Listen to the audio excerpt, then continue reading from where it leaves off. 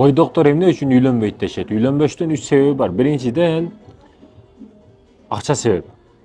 Акча себеп. Акчаны себеп кылышат да, акча жок, тойго акча жок, ошондуктан үйлөнбөймүн дейт.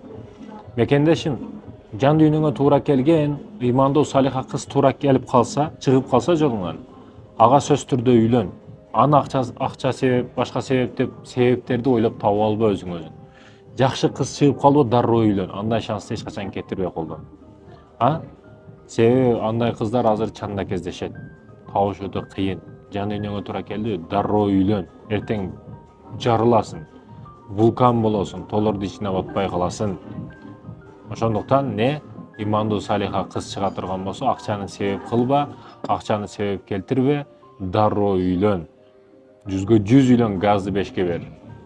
Ал эми экинчиден туура кийин мисалы карыз алдың, башка кылдың, устазыбыз айткандай карыз ал катын жайыңа калат дегени бул туура айткан чубак устазыбыз рахматулла.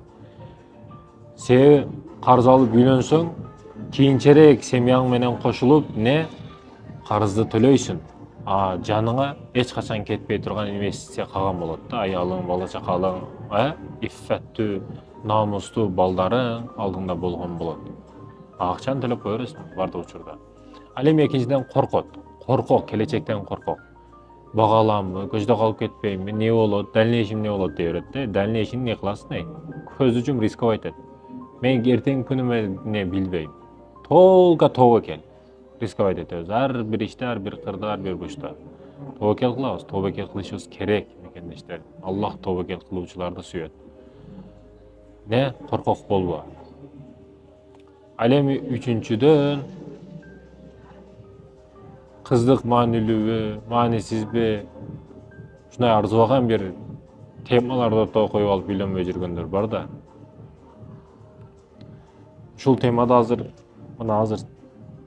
жана суроо келди да.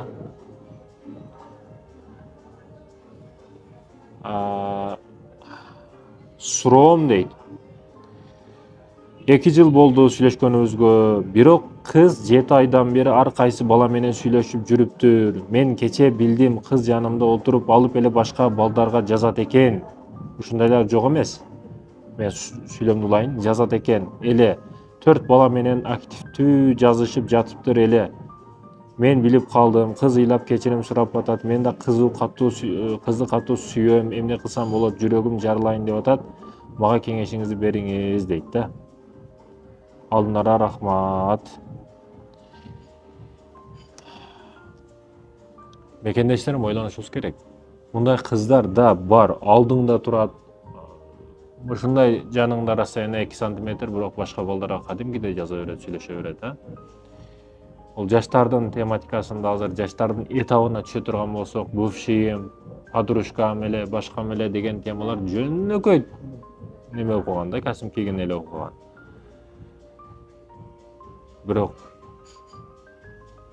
2 жыл сүйлөшүптүр, некеси жок сүйлөшүптүр болгондо дагы 2 жылдын ичинде экөөнүн не деген иштери болбоду. Кантип таштап кетип каласың өзүңдүн аныңды, мисалы үчүн.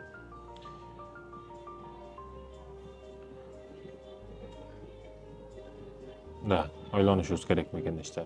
Ойлонушубуз керек. Мындай дарттуу суроолор.